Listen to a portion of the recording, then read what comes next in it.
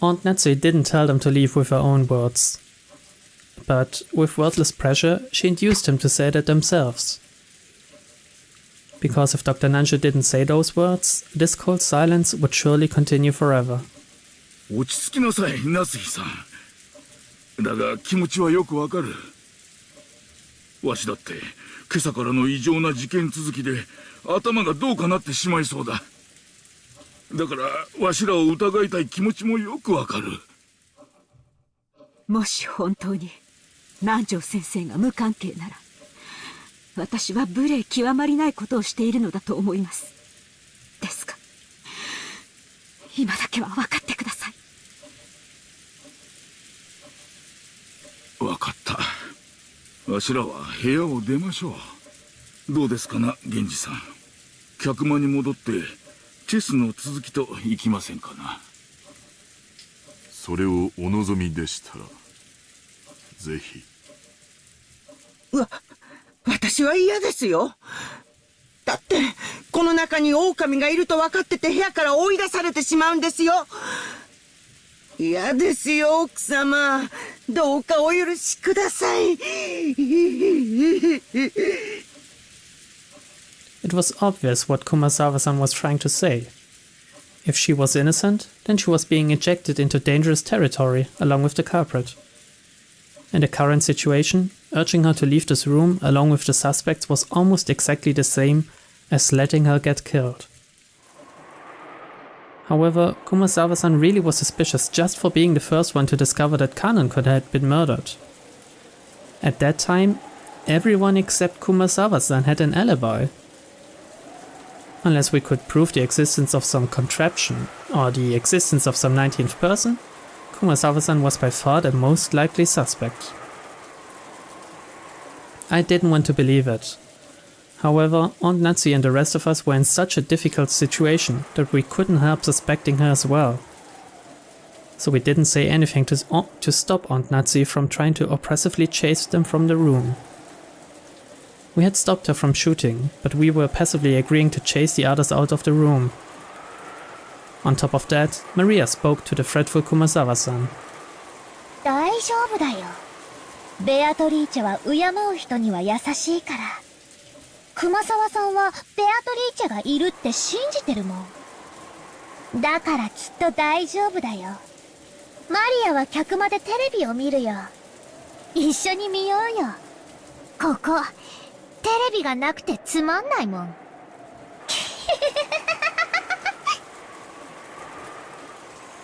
It looked like Kumasawa found Maria's roguish laugh very frightening. However, the three other people had agreed to leave the room. Kumasawa couldn't fight the flow and had to agree, crying as she went. それでは夏日さん、今夜はこれで。また明日お会いしましょう。今夜だけは分かってください。警察が来たら全員に今夜のこの無礼を必ず謝罪しますから。チェスもよろしいでしょうか。できたら安全なところに。現地頼みます。かしこまりました。仕方ありませんね。子連れの熊が一番恐ろしいと言いますから。源氏も熊沢も本当に申し訳ありません。また明日お会いしましょう。マリアちゃんも冷たいおばさんをどうか許して。マリアは許す。奥様、この部屋の鍵です。2本すべてをお預けします。Genji-san pulled 2 golden keys from his pocket and handed them to Aunt Natsui. それから私が持っているお屋敷内の鍵束もお預けいたします。He took out a bundle of about 10 keys of various shapes and handed it over. To the servants, those keys were probably proof of their position. Being placed in charge of those keys meant that they were trusted, relied upon. When they were forced to return them, it meant that they had lost their trust. Thinking about it this way, to Genji-san, who had worked here for a span of many years, there could be no greater shame. However, Genji-san's usual indifferent expression remained on his face. 源氏、私はお前を、お父様がお亡くなりになったら、長年の苦労をねぎらって退職を許すつもりでいました。なのに、このような仕打ちを、私は心より恥じます。私は親方様より、今日までの日々は、それに対するご恩返しの日々であっただけです。どうか、お気に病まれませんよ。それでは参りますかな、皆さん。おやすみなさい。おやすみ。マントラもおやすみ。あ、マリア、ちょっと待て。Knowledge of guilt made me call Maria back. I groped around in my pocket and took out that scorpion keychain. これ、魔除けなんだろ。身につけとけ。バトラ、確か落としてなくしたって。あん時は、なんか尺になって、なくしたとかホラ吹いただけだ。お前の大切なお守りを、なくすわけねえだろ。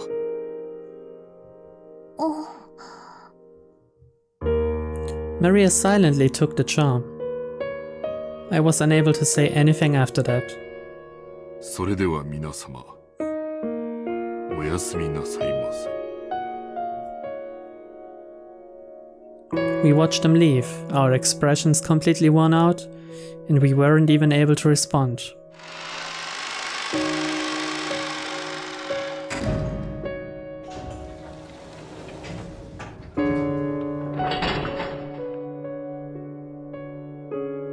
Until the door closed and we heard the outer lock, we were unable to breathe.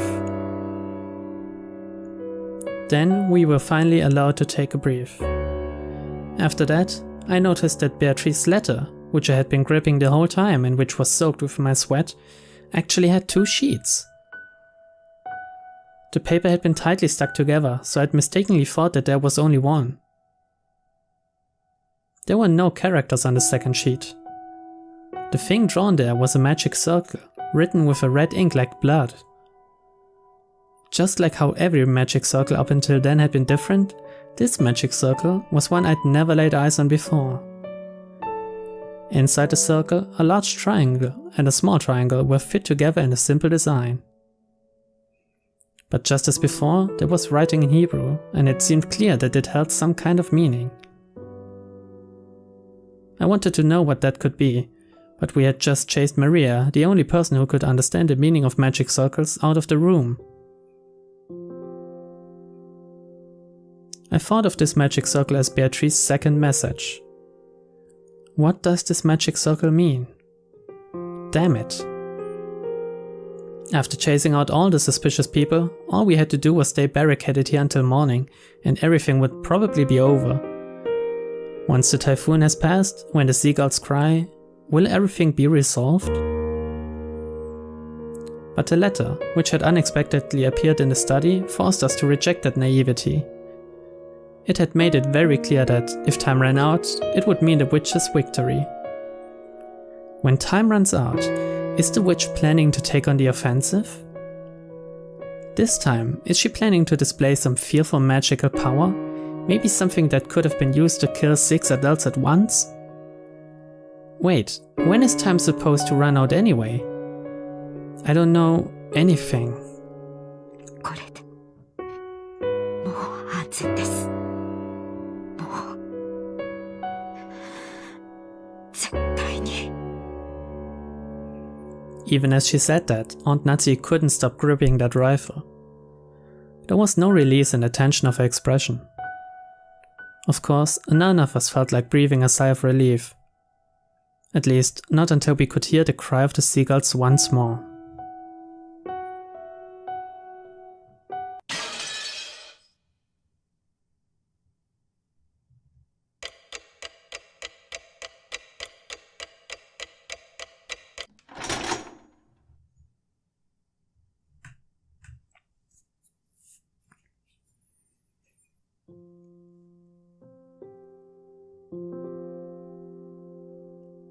After we chased them out, nobody wanted to say anything. All of the suspicious ones had been driven away. Even though we knew there might be some innocents among them, we still did it. We chased them out of this paradise, where people don't have to suspect each other. But our motive for chasing them out was suspicion of one person towards another, the worst kind of crime for a human. If we had accepted the existence of a 19th person, of the witch, then we all might still be talking face to face, trusting in each other. In that instant, we had agreed to chase out all of the suspicious people. But had that been the right thing to do? During this endless silence, we could do nothing but be quietly tormented by that sin. Aunt Natsu faced the door without letting go of her rifle for even an instant, sitting far back in the sofa. She would probably spend the night staring at the door without a wink of sleep. George Aniki gazed through a gap in the closed curtains by the window, looking down at the courtyard and the mansion that surrounded it. I didn't know whether he was checking to see if a suspicious shadow would become visible through the window, or whether he was wondering to himself about something. Jessica was sitting sideways on the sofa, next to Aunt Natsui, with a dead expression on her face. And every once in a while, as though she'd just remembered something, she'd take out the inhaler she had used during her asthma attack and stick it in her mouth. I just heard it from Aniki, but apparently Jessica liked Kanon-kun. It was apparently so vague that she hadn't realized it herself. You know, it's the kind of thing other people tend to spot before the person in question realizes it. Which means she might have first learned of her feelings when the person she liked died. It must have been so terrible, so sad. Come to think of it, Kanon-kun was the one who handed her the inhaler. Maybe she was remembering that.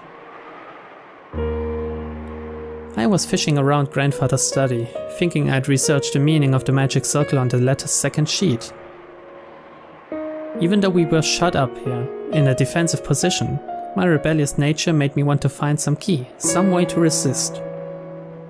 After all, we've got plenty of time before tomorrow morning. Who could fault me for how I would use that time? No one else showed that much interest in this magic circle. Its meaning was unknown, and once we understood it, we were sure to find some message that would cause us unnecessary anguish. I felt the same way.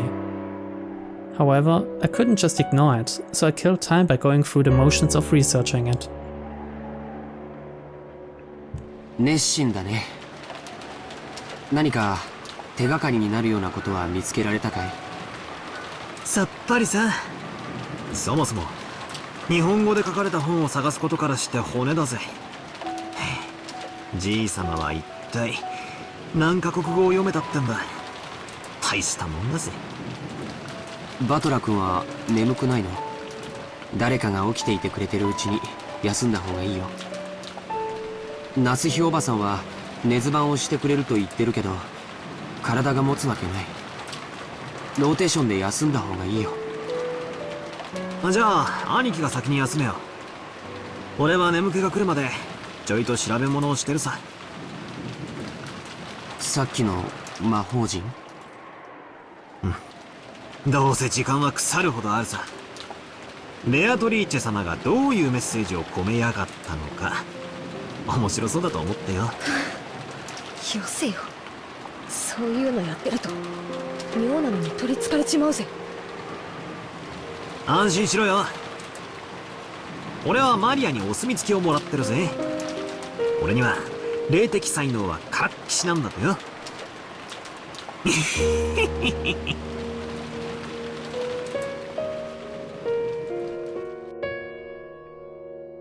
マリアのこと邪険にしすぎたかな。ジェシカ、今はそれを考えてはなりません。でも母さん、もしもマリアが無関係で犯人が他にいたなら、犯人は襲いやすい相手を狙うに決まってる。それで殺されたなら、私たちは見殺しにしたことになるよ。A gloomy silence settled once again.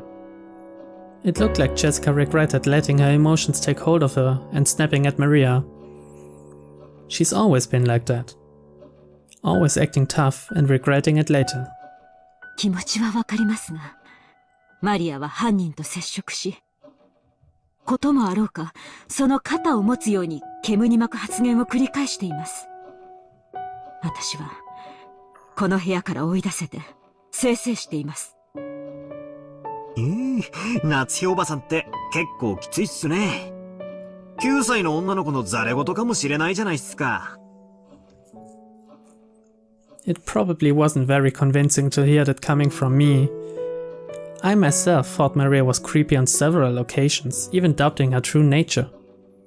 And when Maria was chased out of this room, I couldn't deny it felt some relief. もしそうだったなら、明日謝罪します。彼らをこの部屋から追い出したのは、すべて私の責任です。だから、あなたたちが気に病むことはないのです。I could feel a tragic determination in Aunt Natsue's words. To protect her own daughter, she had resolutely chased out the suspicious ones. And if, as a result, she had to watch the people who had unfortunately been suspected die, so be it. She was prepared to take full responsibility. なんでマリアってあんなことばかり言うんだよ。自分で自分の首を絞めてるぜ。もともとマリアちゃんが魔女や魔法に傾倒するようになったのは、僕はローザおばさんのせいじゃないかと思ってる。ローザおばさんのせい？何がどう関係してるってんだよ。バトラ君だって気づいてるんじゃないかい。マリアちゃんの本当の父親はずいぶん昔に蒸発してるんだ。おばさんはそれを海外出張とか言ってごまかしているけどね。後宮家ではローザさんたちに関わる話はタブーとされているところがあります。おばさんは再婚だって考えたと思うよ。でもマリアちゃんの存在が枷になって非常に難しかったんじゃないかと思うんだ。だっておばさんは時折ものすごく感情的にマリアちゃんに当たっていたから。それについては同感だぜ。ローザおばさんはマリアを好きになろうと努力してるように見えた。ってことはつまり好きじゃないってことなんだよな。再婚の妨げになっているマリアに思うところがあったんだろうよ。母親の感情的な拒絶がきっと彼女の幼い心に深い傷を残したと思うんだ。そしてどこかでオカルト趣味と出会い、心の隙間を埋めるように没頭していく。知ってるかい？マリアちゃんにとって魔女のイメージは決してネガティブなものじゃないんだよ。ほら、昨日海岸でマリアちゃんのノートを見せてもらわなかったかい？ああ、なんだか楽しそうな落書きでいっぱいだったぜ。Yesterday, when we were down by the beach, adopting the witch, Maria got all riled up and started explaining about witches. And not one of the pages had shown a picture of an ugly witch. They were all brightly colored, beautiful, cute witches who looked like they were having fun. There was absolutely nothing sinister about them, like a boy might have imagined. They were beings adorned with beautiful dresses, who could grant anyone's dreams with their mysterious magic and who made everyone happy. The sorrow of not being loved by her mother. Had Maria sought help from witches as beings who could give her happiness and save her? Someday, a witch would come and using her wonderful magic would bring Maria happiness. Even though she believed that, as she grew older, she had to face reality as her fleeting dreams were sliced to ribbons one by one. If something claiming to be the Witch of Rokkenjima appeared in front of a girl like that, whispering that she'd take Maria to the Golden Land where Maria could be happy. 僕は今頃になって胸中を告白するよ。マリアちゃんを、いや、現実多分、いけないことだったんじゃないかな。気まずくはあるぜ。Since Jessica had been the one to face them and slammed him with words of rejection, her conscience must be tormenting her a lot right now. なら、皆さんはあの手紙をどう説明するのですか？私の後ろにいた4人以外の誰にも置くことはできなかった。それは私がこの目ではっきり確認しています。あの4人が潔白だというなら、どうやってこの密室の8人もの人間がいる中で手紙を置けたというのですか？そうなんだよ。その話が始まっちまうと、確かに4人は怪しいってことになっちまう。だが全然ダメなんだ。ああ、全然ダメだぜ。ダメって何がだい？ああ、もう今さら何の役にも立たないかもしれねえが、またチェス盤をひっくり返させてくれ。つまりあの4人が本当に犯人だってんならよ、おかしいんだよ。そうだぜ。あんなテーブルの上に堂々と置いたら、この中に犯人がいますよと告白するようなもんじゃねえか。そうだよ、おかしい。やるなら、例えば扉の隙間に置いて廊下側から差し込まれたように見せかけるとか。そうだよ、部屋の外に犯人がいるように見せかけなきゃ自分が疑われてしまうことが分かってたはず。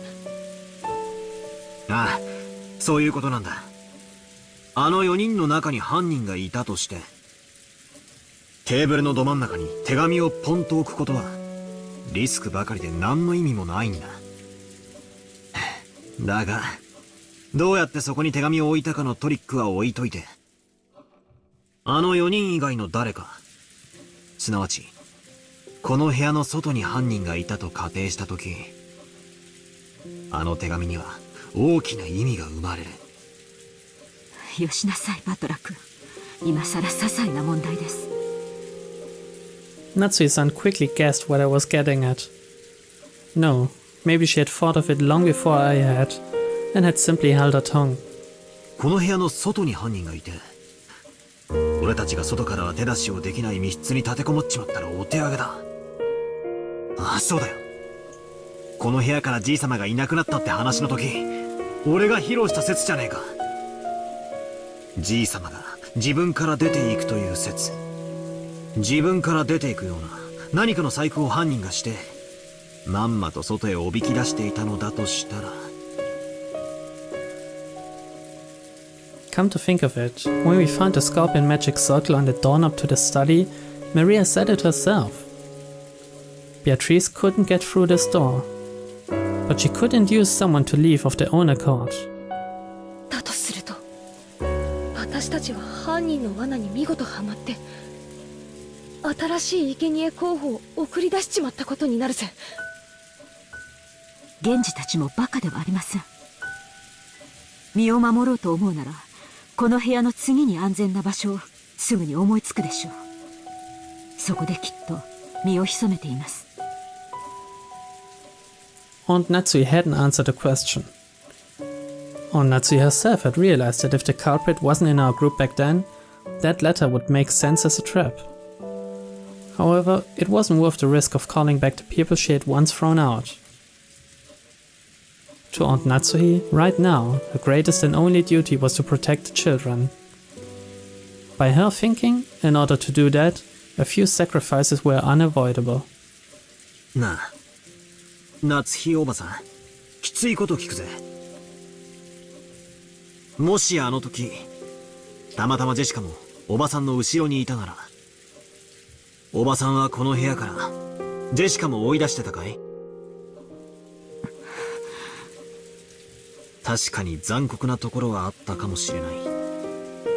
でも夏日おばさんは母として娘を守りきろうと思った。その責務から自分がやがては糾弾されることを覚悟で彼らを追放したんだ。俺は別にそれを責めてえわけじゃねえ。ただジェシカはいいお袋を持ったなってそう思ったのさ。そうだね。夏日おばさんは朝からずっと続いているこんな事件の中でも冷静さを失わずずっとみんなを牽引してきてくれた。もしおばさんまで混乱していたら僕たちは今頃全員犯人の手にかかっていたかもしれない。だから僕たちはおばさんに感謝しなくちゃいけないと思う。あ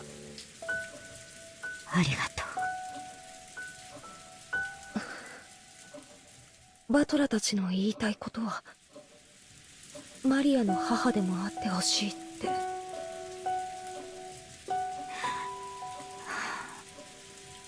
私、マリアのことを実の妹みたいだとずっと思って可愛がってきた。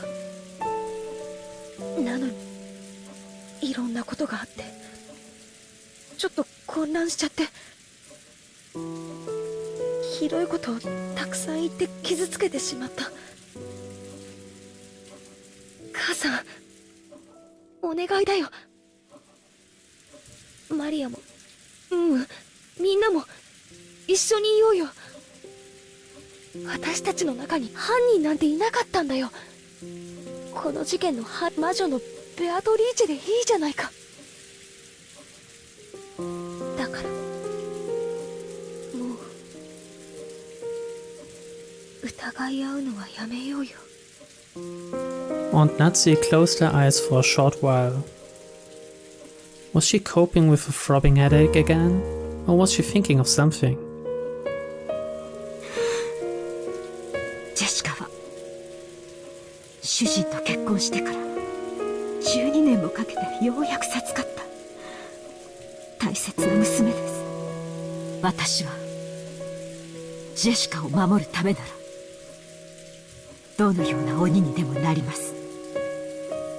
That was some pretty strong language at the end there. She realized very well that her words were an idealized view of what a mother should be. But even so, she was strongly resolved to protect her daughter, even if she had to become a demon. But that was a guilty conscience, tormenting her. Today's been so long. So many things happened in one day, and we've been driven into a corner so thoroughly. I wonder if we have the right to greet tomorrow the way we are now. There it is. 見つけた。この魔法陣だ。Inside the book I'd been flipping through, I had found the same magic circle that had been drawn on the second sheet of the letter. George Aniki peered at it as well. This magic circle's name was the Third Magic Circle of Mars. The Hebrew written on it was from Psalm 77, verse 13 of the Old Testament. What God is so great as our God? The meaning of the magic circle was discord. Agitate internal divisions and cause the enemy to bring about their own downfall. おいおい、マジかよ。Could there be a more fitting way to describe our current situation and mental state? We couldn't help but be stunned into silence. じゃあこの手紙は罠だってのかよ。どうやってここに置いたんだよ。この部屋には私たち8人以外には誰もいなかったんだぜ。とにかくどうやってここに置いたのか、その方法は捨ておくぜ。とにかく犯人の狙いはたった一つ。この鉄壁の書斎に疑心暗鬼を引き起こして生贄の羊を俺たちの手で外へ放り出させることだったんだ。だとしたら狙いは外へ出された人たちだ。母さん、どうしよう。あの4人が危ない。It wasn't surprising that Aunt Natsu remained unpleasantly silent. Even if this was all a trap by the culprit, even if the four who had been chased out of the room were in danger, it had nothing to do with the safety of the four people in here. And there was no way to prove the innocence of the four people we chased out. If we are willing to let them die, then we shouldn't leave this room no matter what. That way is safest. At that time, suddenly, the piercing sound of a phone rang through the room. It was the antique extension phone set on the table in grandfather's study. It had rung right after we started talking about the letter being a trap. It was natural we'd think of it as an SOS from the ones we chased out, but then Aunt Natsu spoke. どうして電話が故障していて使えないはずなのに。そんなことは関係ねえさ。もしマリアたちが助けを求める電話だったら。そもそも電話の普通が犯人の工作によるものならば、この電話おそらく。With that one sentence, the ring of the phone, which had once sounded like a scream for help, now started to sound like a ghastly lure from some unknown person. Aunt Natsu hesitated over whether to pick up the receiver. トロ、おばさん、何かの理由で電話が回復したのかも。マリアちゃんたちからの緊急の電話の可能性もある。そうだぜ。それに万一犯人からの電話だったら上等さ。話を聞いてやろうじゃねえか。それにどうせ電話だ。受話器越しに何をほざいたって痛くも痒くもないぜ。おばさんが取らないなら俺が取るぜ。私が取ります。もしもし。I stretched out my hand to take the receiver, but Aunt Natsu grabbed it before I could reach. We all held our breath, trying to figure out who the person on the other end of the phone was. But for a while, Aunt Natsu kept saying hello. A silent phone call? There's no way Maria and the others would do something so creepy.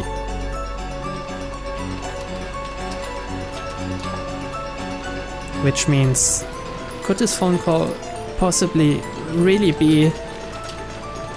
Natsu stopped repeating hello and strained her ears. Because she thought she heard something far away on the other end of the receiver. What was that?